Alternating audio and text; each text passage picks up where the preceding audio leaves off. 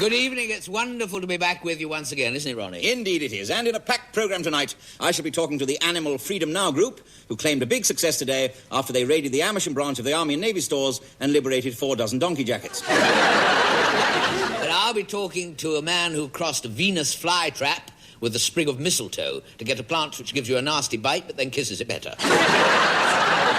But first, the news. Claims that Mr. Norman Tebbit is becoming more popular were confirmed today. Somebody touched him with a barge pole. After the funeral at Watford Gap today of Britain's worst motorway chef, Crispin Stodge, former customers stayed behind to dance on his gravy. The Bromsgrove woman who caused traffic chaos by making love to a succession of men in her sports car has pleaded not guilty to obstructing the highway. She says she was only giving way to oncoming motorists.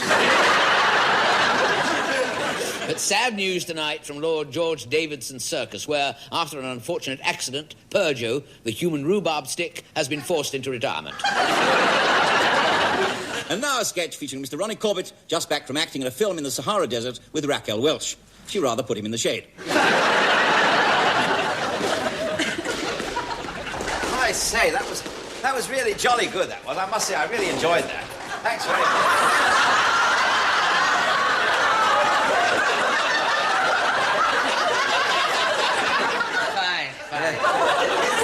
I say it's a super game, isn't it? I can't understand why I've never tried it before. Absolutely lovely. I loved it. But thanks to you, old boy, of course, from now on, I shall be a dedicated squish player. Squash. Pardon? The game is called squash. Oh, squash, that's right. Yes, I'm sorry. Who actually won? I mean, I couldn't quite grasp the scoring mechanism. You know, I mean, did I win? Yes, you Flake. Yes, you won. You won. Oh, that's good. How many goals did I get? Goals? Well, you know, the thing is, runs. Points. Runs. Points. Points. Points, yes. Points. How many points did I get? Well, the score was, if you want to know, Yes. game love, Yes. game love, game love, game love. See? Yes. You won 4 games to love. Oh, I see. So I got 4 and you got love. Yeah. I see. How many is love? Love is nothing.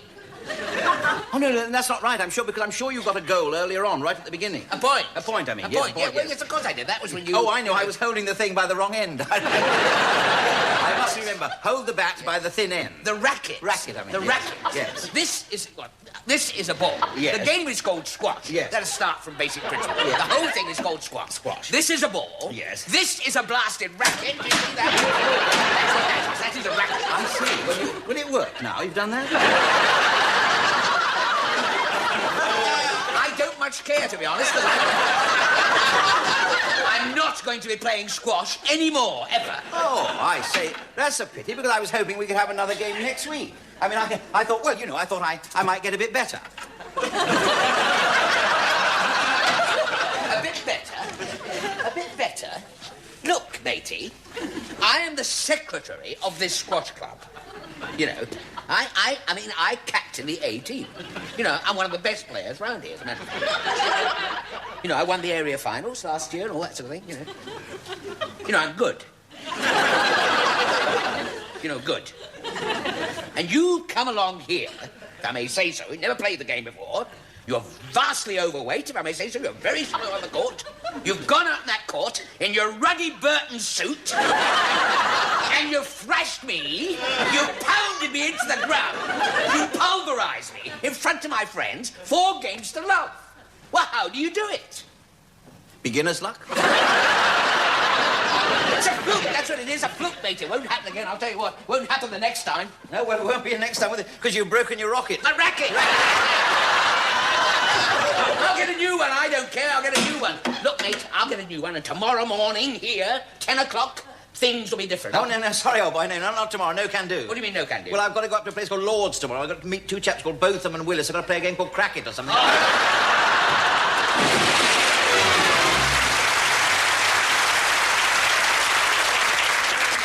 Our guest this week, ladies and gentlemen, Elaine Page.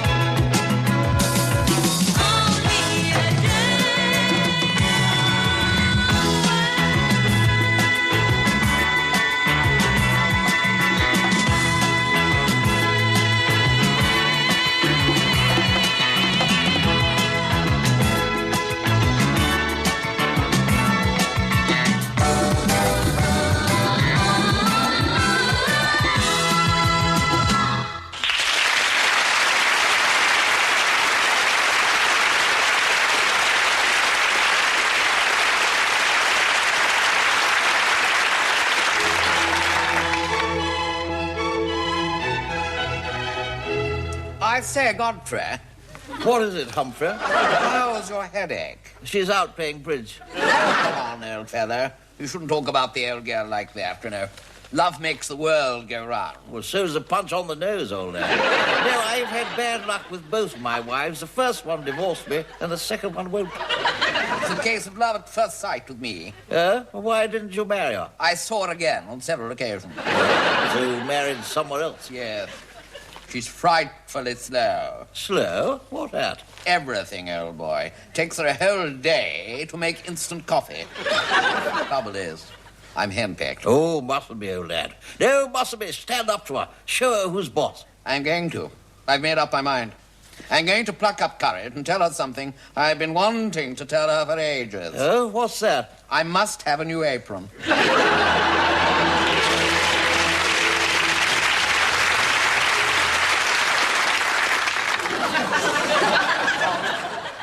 Hello and welcome to the book programme. William Shakespeare, it is generally agreed, has provided the English language with more sayings, proverbs and quotes than any other writer. Every other book title is a quote from the bard. Many plays in the theatre do the same. Why then should not television follow suit? Here, with a little help from our caption department, is a scene from Edward VI, Part 1.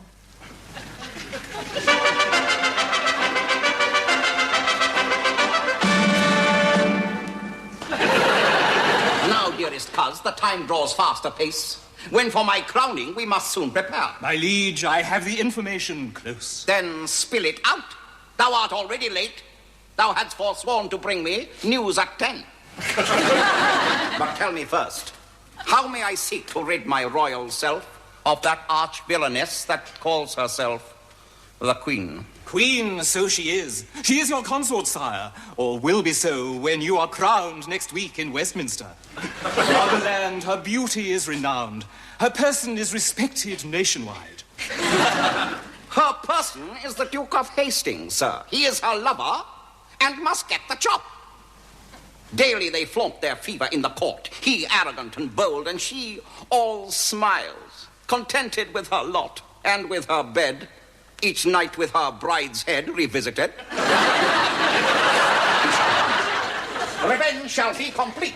My crowning's perk, my coronation's treat. Furnish evidence withal. Observe the Queen's speech when she's with him close. As oft, beneath the starry sky at night, he speaks in tones both moribund and wise. When he, during the reign of John, kept silent and endured the tyrannies.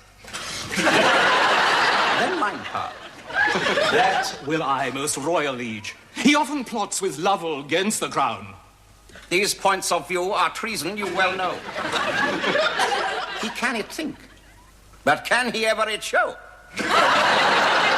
He must be cornered with some trumped-up charge of treasonable acts, both little and large. And then he is transported to the Tower. No blemish shall besmirch my nuptial hour. Come, dancing maidens! Trumpets, play away! Drums that do beat at night must throb in day. As the songs of praise proclaim us wed, let Hastings lose his head!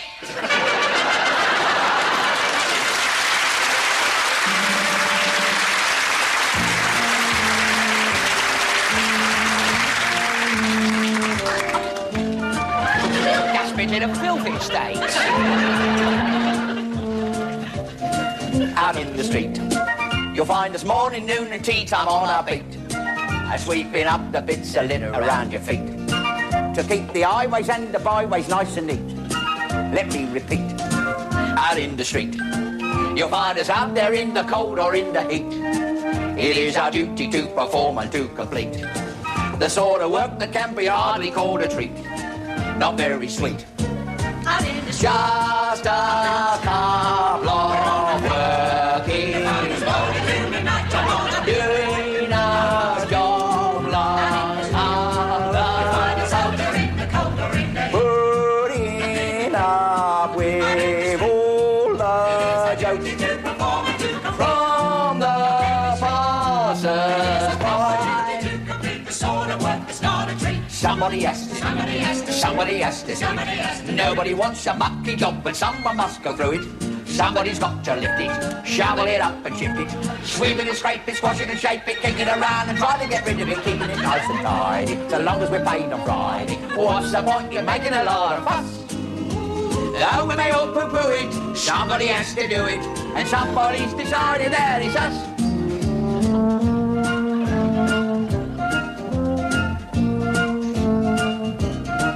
It ain't much fun. It is the sort of work a lot of people shun. But then it can't be said that we're the only one. There are a lot of other jobs that must be done. That ain't much fun. Now take the Queen. Although the work she has to do is nice and clean, it must be tiring being on the public scene and looking fresh as paint no matter where she's been, and still serene. It may look just like a game. All that glamour, all that fame may be so, but just the same, rather than me. Somebody has to do it. Somebody has to do it. Nobody wants to be the Queen, but someone must go through it. Opening public functions, banquets and balls and luncheons, ruling the land and waving her hand and changing the guards and trooping the colour and training the derby winner, getting the Duke his dinner, babysitting for the Prince of Wales, smiling and looking regal, acting like an eagle, and always keeping clear of the horses' tails. That's where we come in. Somebody has to do it. Somebody has to do it. Nobody wants the monkey jobs, but so we must go through. Somebody's got it, chopping it up, chopping it up, scraping and scraping, washing and scraping, running around and trying to get it, and swimming it nice and dry. It's the long face, it's the sauce, the bun, and never know the sauce, the hot, the hot, the hot, the fry. Somebody's decided, somebody's decided, somebody's decided that it's somebody has to do it, and that's us.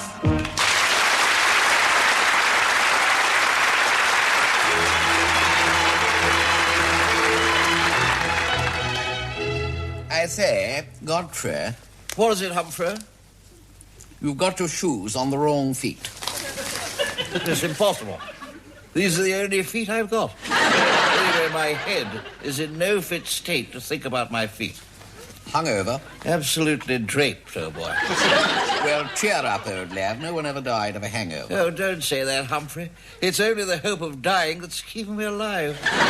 Who were you with, Godfrey? Oh, Geoffrey, Humphrey. We both left the party together. He was so drunk I couldn't see him. I took him to the East End for coffee. Should never give coffee to a drunk. All you get is a wide-awake drunk. Is he better now, then? Well, he's getting better. He's in hospital. Hospital? Why? Well, we were sitting on the Westminster Bridge playing who could lean over the farthest, and he won.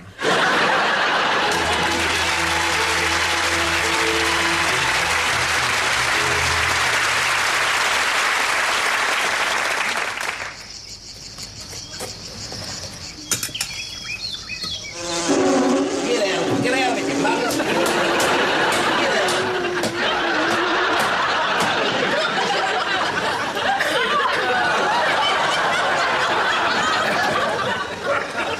One, 2, 3, 4, 5, 6, 7, 8, 9, 10, 11, 12, 13. Don't want to overdo it. That's right.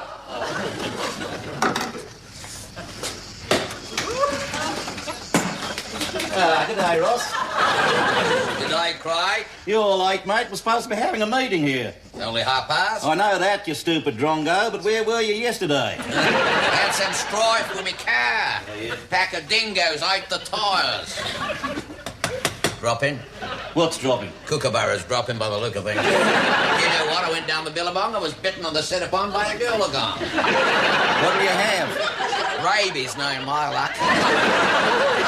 Stru's got a mouth like Tutankhamun's armpit. I'm afraid there's no beer. The delivery truck was commandeered to fight a bushfire.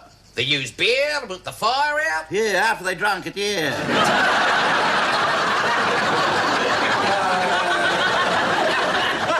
What do you going to drink then, eh? What's that in your glass? Dust. I'll have a big one of those. Where's Bruce? Bruce went out the back about 3 days ago to the dunny. Don't take that long to read the paper. I know, I reckon the spider got him. I thought you'd blocked all the holes up. Well, I did, but he was living in the toilet roll. Yeah, Bruce had never locked himself in there. He can't get out, now we can't get in either. Have you seen anything of Wayne McLaren? Only his belly button. He went to Hanging Rock with some abos. Turned out he was the picnic. Where's Rooney? Rooney's gone a bit strange. I reckon the loneliness has got to him. Well, he should never join the Rolf Harris fan club. Anyhow, his wife reckons he was wandering and acting queer. Now he's gone mince about. So there's only you, me and Dennis. Yeah, except Dennis. Oh, him too. Yeah, he went down to Dawson's Creek to pray for rain, and it did. He drowned it? No. Jellyfish? No. Water snake? No, he was washed out to sea. He was found in 7 separate sharks. Typical. Just an excuse, the wowzer. Yeah. You ought to have made the effort to get here, oughtn't you, eh? Well, let's get on with it now. Come on now. I made the effort after all. I got here, didn't I? Had a bit of luck, well, you have to. A sandstorm blew up and the alligators couldn't see us, you see. I lost my sandwiches. I was just going to eat some deadly nightshade when the locusts got it. And would you believe I was bitten on the upper thigh with a king snake? And a swarm of vampires came down and sucked the poison out. Well, don't let's waste time on trivialities, Ross. We come here to rehearse this commercial. Yeah, what do you think of that, a thunk up? Yeah, together, you mean? Yeah. Hey, you drongos. Come and visit Australia for a safe and reliable sunshine holiday of a lifetime. Yes, you bombs. Come and say good day.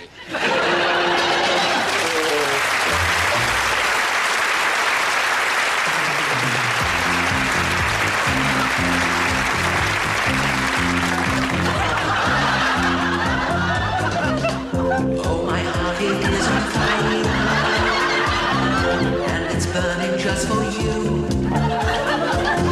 'Cause you fill me with desire, and you warm me through and through. Yet you won't fulfill my yearning. You just dampen down my dream, putting out the fire that's burning. Throw cold water on my sleeves. Every night I'm all alight when you're around. So tell me why you always try to cool me down. Do you really wanna squirt me? Do you really wanna make me wet? Do you really wanna squirt me? Do you really wanna make me wet?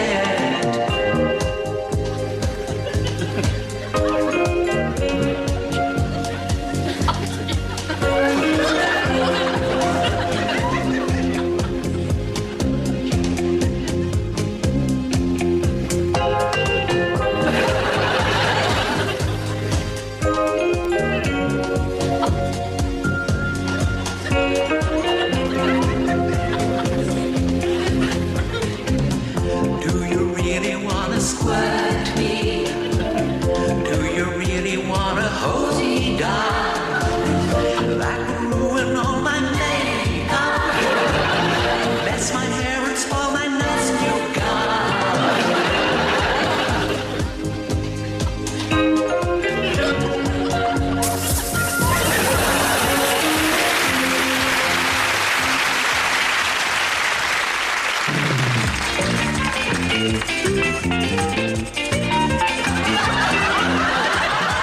Sitting on the beach, big marbles with me coconut, and I heard a sort of screech, and I must admit it froze my guts. I walk back along the shore, where the smell of seaweed fills the breeze. There I found my cockatoo, lying there among the banyan trees. There's something wrong, the parrot died, upon his side. I'm sorry, but I can't decide whether to have him boiled or fried.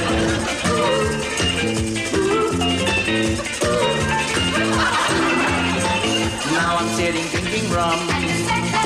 Ain't nobody left worth talking to, 'cause I've lost my little chum. Everybody loved my cockatoo.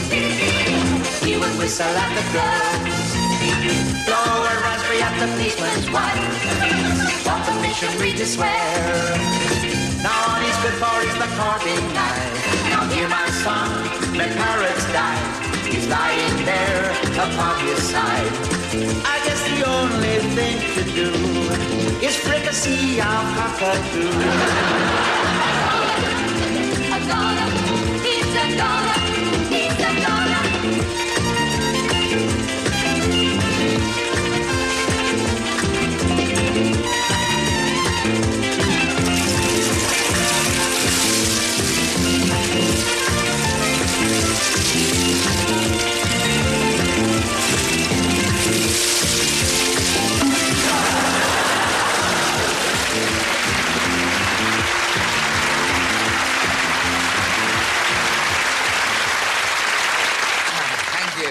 Tonight, I would like, if I may, to relate a very funny story that I heard when I was...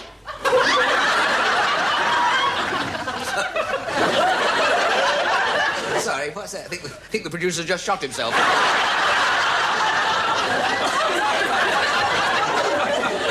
Plenty of time for that when we get to the joke. Anyway, this is a very funny story that funnily enough, that noise is reminding me of a very old show business adage, you know, that every time you hear an unexpected noise like that, a bang, it means that someone backstage who doesn't like your act. That's true. Now, the story I was going...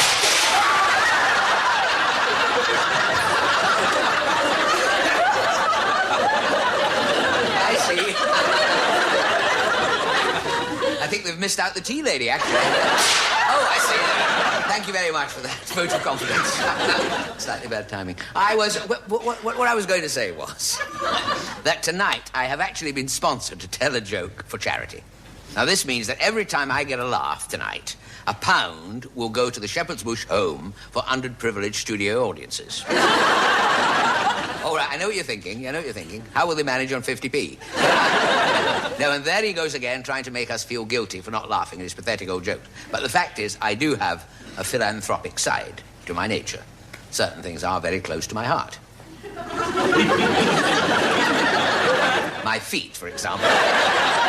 No, and I'd like, if I may, to dedicate it to my agent, a very dear friend. To be honest, his business has fallen on hard times lately. Once upon a time, when you rang the office, you got this highly sophisticated answering machine, and now they've got a parrot that takes messages. Well, everyone's having to trim back these days, aren't they? I mean, to be honest, where I live, you know, they've just opened a self-service crematorium. And the GLC's cutbacks are beginning to bite, too. Once upon a time, to dig a hole in the road, they used a pneumatic drill. Now they've got Cyril Smith on a pogo stick. There I go, rambling again. And to be honest, I'm already rambling away. I'm already in the producer's bad books this week. On Wednesday, I was up in his office waiting to see him, reading rather an interesting magazine article, actually, about the dying art of roof thatching by Arthur Scargill's hairdresser. At one point, Barry Manilow put his nose round the door. And, well, not all the way round, obviously. You know, about halfway round, you know. And then in came the producer's secretary, a very pleasant lady. Very nice indeed. Not altogether with it, but very nice. I once asked her for a fibre tip, and she told me to eat more prunes. So she sent me into the producer now, who, to be honest, was still looking a bit shaky. He'd been trying to adjust the height on his swivel chair, and he screwed his head into the ceiling. He beckoned me over with his mug of starch-reduced whitbread, and he said, Corbett, he said, what is all this I hear about these photos? He said, photos. Now, I knew it would get out sooner or later. The fact is, and you might as well know it now, I recently posed for a set of nude photographs for Plague Ale magazine under the heading Raunchy Ronnie. A comic stripped. It's all very tasteful, actually, you know. I mean, the nude centerfold is all quite decent, you know. unless you lift the staple.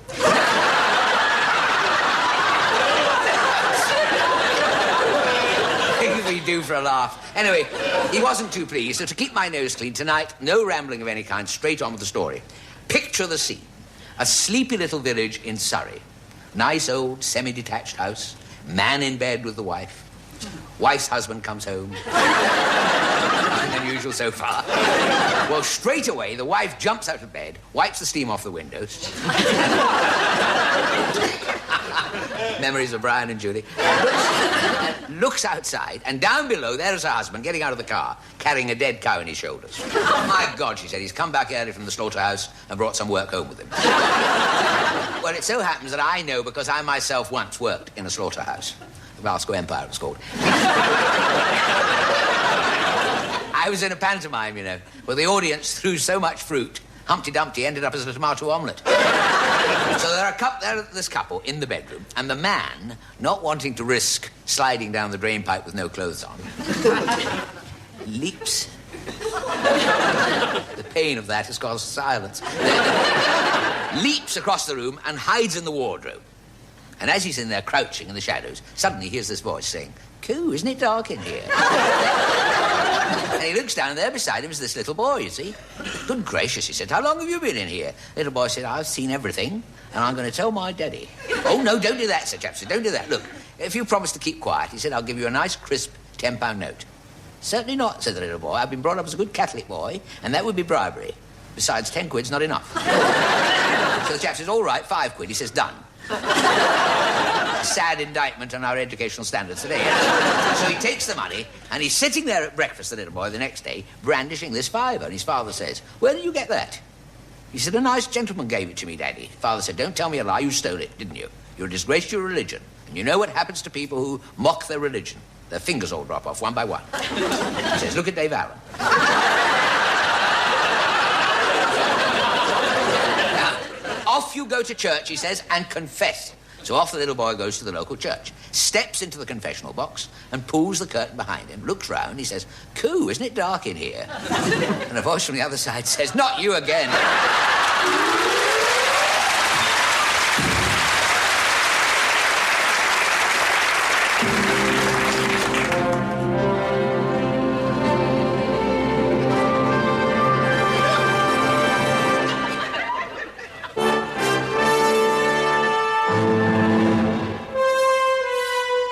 On the 7th of June, 1844, on the remote marshlands of northern Canada, the last living example of the great auk was found dead.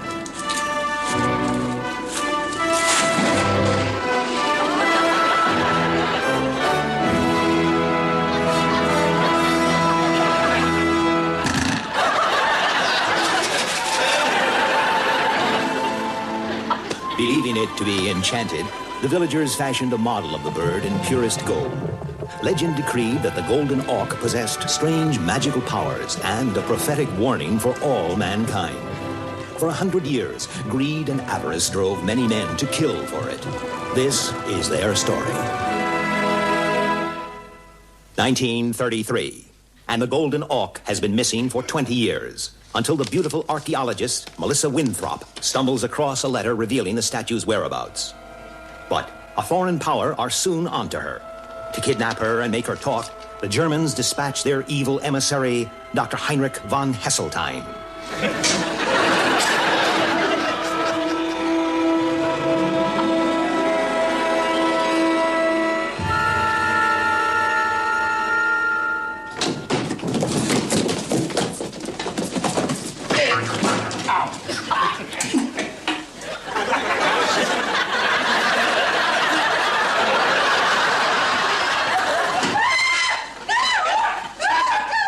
With Melissa in the clutches of the Nazis, there is only one man in England equipped to rescue her. Little Hampton Jones, world famous troubleshooter, and the only man known to have failed the medical for the Ovaltinis. A demon with a horsewhip, Little Hampton could rope in a wild animal at 25 feet.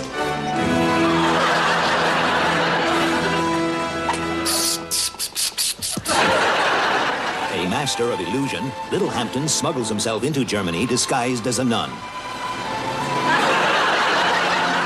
He soon tracks down his arch adversary, von Heseltine, to a crumbling old house near Munich.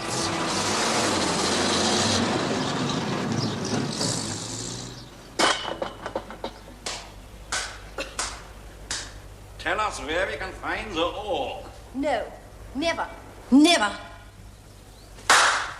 No, no, damn you. You do not impress me with your false bravado, Miss Winthrop. I've known grown men sell their own grandmothers rather than endure the traditional Bavarian folk dancing.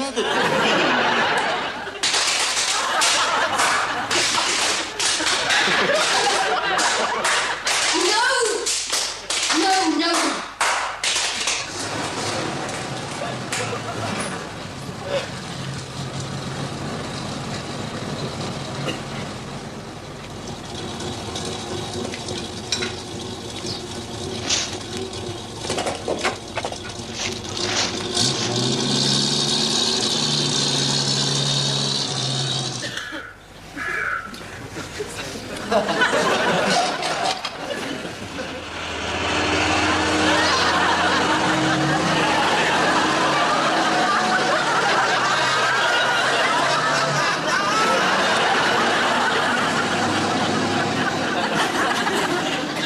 Where is it? Where is it? Tell me where I can get the bird. How to shine the light in the face. Not my face. Your face. Now, my dear, you will tell me where I can find it. Find the empty I think you should know that I am not a man to be trifled with, my dear. No, he is not a man to be trifled with. Either you tell me the He where... will soon make you talk. Don't worry about that. Either you tell me the whereabouts... No one will make people talk. Tell me where I can find No this... one in the whole of Germany. Maybe one or two of the top Gestapo using the latest truth runs. But he is the quickest, definitely. Oh, he can wring a confession out of you so fast. Will you shut up?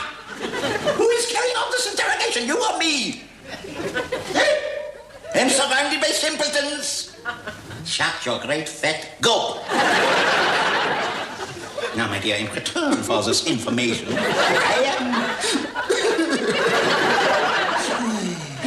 You promised not to shout at me. I did, Doctor, I did. I promise I won't shout at you anymore. I won't shout at you. It's a nice little dump.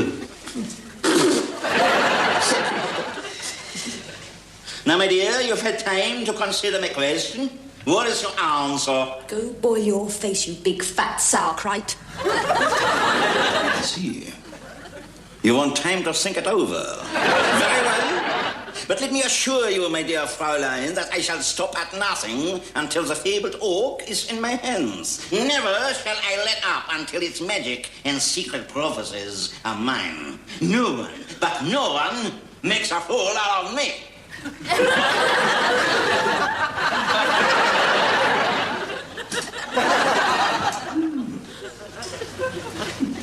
I told you, it's murder.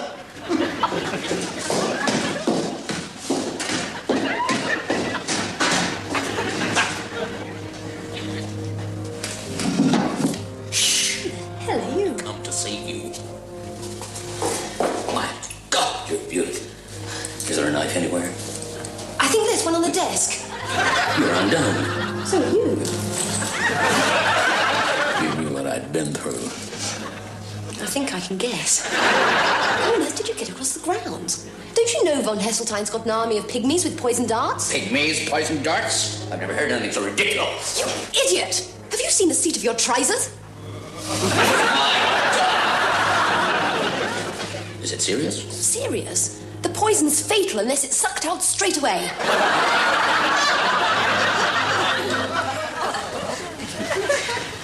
Well, I think that's got it all out now, Mr. Jones. Call me Little Hampton. Damn lucky we find this. Where shall I hide?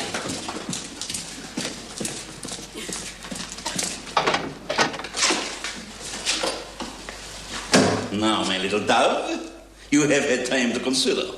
I hope that you have now decided To be a sensible girl. So far, I've been very patient with you, my dear. But I must warn you that... I think I should warn you that my patience is not entirely inexhaustible.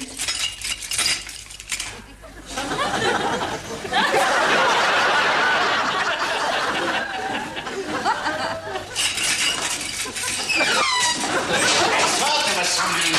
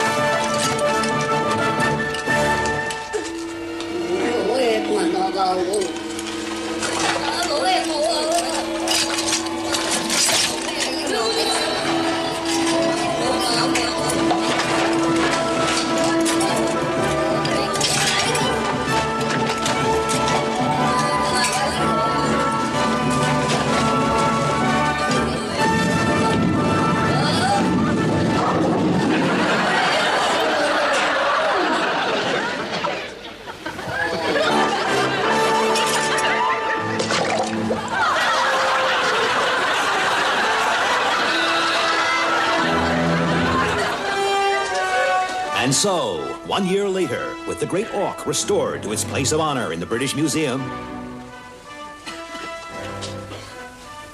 You never really believed it, did you, Miss Winthrop? You know, all this hokum about magic prophecy. Who knows? I don't suppose there's really any truth in it.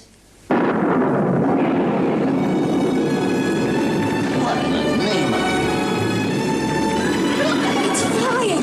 My God, it's flying!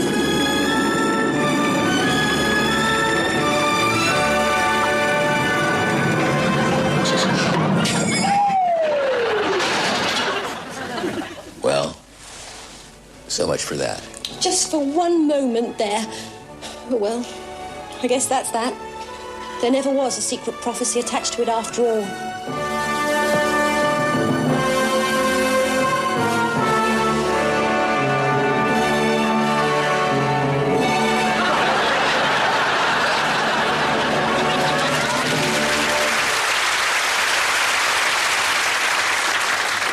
Well, that seems to be just about all we have time for tonight, but before we go, a few items of late news. Yes, the All England Pro-Am Wine Tasting Festival ended today when the President carried out the closing ceremony and 2 waiters carried out Oliver Reed.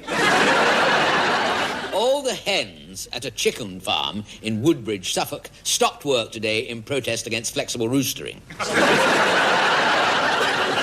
And finally, Oscar Chumworthy, Grantham's most sociable man, was buried today. In a series of tributes, he was described as a big wheel in the Rotarians, a brick in the Masons, and a right weirdo in the Oddfellows.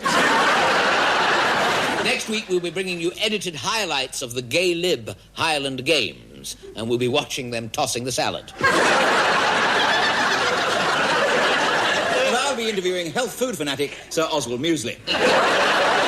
Until then, it's good night from me. And it's good night from him. Good night. Good night. Good night.